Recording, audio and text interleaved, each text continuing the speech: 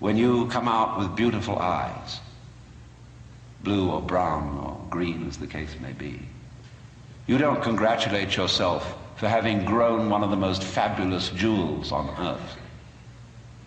So it's just eyes. And you don't account it a virtue. To see, to entertain the miracles of color and form. You say, oh, that's just... But that's real virtue. Virtue in the sense, the old sense of the word, as strength, as when we talk about the healing virtue of a plant. That's real virtue. But the other virtues are stuck on. They're ersatz, they're imitation virtues. And they usually create trouble. Because more diabolical things are done in the name of righteousness. And be assured that everybody of whatever nationality or political frame of mind or religion always goes to war with a sense of complete rightness. The other side is the devil. Our opponents, whether in China or Russia or Vietnam, have the same feeling of righteousness about what they're doing as we have on our side. And a plague on both houses, because, as Confucius said, the goody-goodies are the thieves of virtue,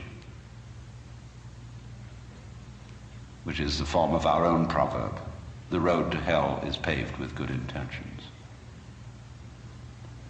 So in a way, the moral, or the immoral, of these considerations is that if you are really aware of your own inner workings, you will realize there's nothing you can do to improve yourself, because you don't know what better is in any case, and you who will do the improving are the one who needs to be improved. And this also goes for society. We can change society. We can get enormous enthusiasm going out of the idea that there is a revolution afoot and that this revolution is going to set everything to right. Do you know a revolution that ever set anything to right? Whether the revolution came from the left wing or from the right wing, the best forms of government that have ever existed in the world are those which muddled through, where they didn't have any very clear setup of control, but they muddled along. A kind of what I'll call controlled anarchy seems to work out better than anything else. When we have a great system and great power to put it into effect, there is always more violence, more bloodshed, more trouble. It makes no difference whether it be Chairman Mao or Adolf Hitler.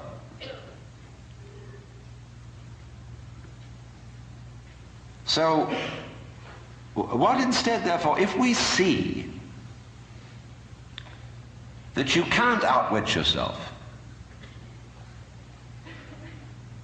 you can't be, shall I say, unself-conscious on purpose. You can't be designedly spontaneous. And you cannot be genuinely loving by intending to love. Either you love someone or you don't. If you pretend to love a person, you deceive them and build up reasons for resentment. So you say, well, I ought to be honest. That's the beginning of, so many lies you can't imagine. It's like when I hear a lot said about love, the big love thing on the way. Everybody's got to love everybody. But he sings songs about love. Do you know what I do? I buy a gun and bar my door, because I know there's a storm of hypocrisy brewing. So, Let's look at this thing from another point of view, which you will at first think highly depressing. Let's supposing we can't do anything to change ourselves. Suppose we're stuck with it. Now that is the worst thing an American audience can hear. There's no way of improving yourself, because every kind of culture in this country is dedicated to self-improvement. Just take jogging, that deplorable practice. It's a very nice thing to run and to go dancing across the hills at a fast speed. But these joggers like shaking their bones and rattling their brains, running on their heels, and because there's a grimness about it, it's determinately good for you. See? Why do you go to school?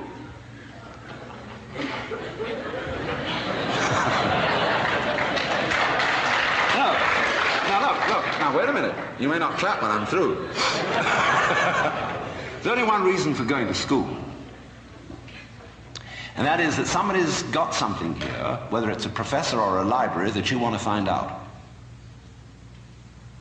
That you are incredibly interested in how to write Chinese characters or how to understand botany.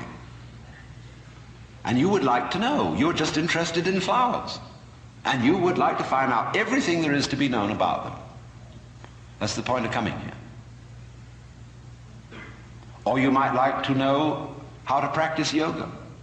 There are courses now being offered at UCLA on Kundalini Yoga for credit. Pretty funny when I think back 10 years. But the whole point of coming to school is that you're interested in something. You don't come to improve yourself. But the trouble is that the schools got the wrong idea. They gave people honors for learning.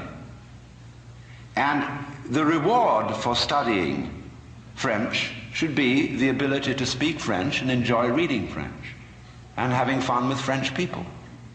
But when you get a degree for it, then the degree becomes the point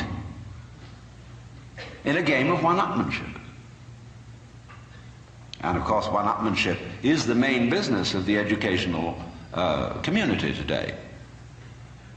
You learn all the rules of how to be a good professor. It's instructive to go to a professional professor's meeting.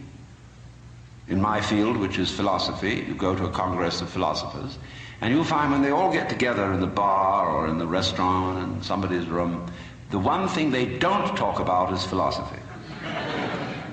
It is very bad form indeed to show interest in philosophy among your colleagues. The same is exactly true in clergy gatherings. They don't talk about religion. What they both talk about is politics. Church politics and academic politics. Because it's bad form to be brilliant on a faculty, because it outclasses your colleagues. Therefore, faculty people tend to cultivate a studied mediocrity. And you've got to watch out for that. I mean, if you get mobs of students coming to your lectures, you get pretty black looks from your colleagues.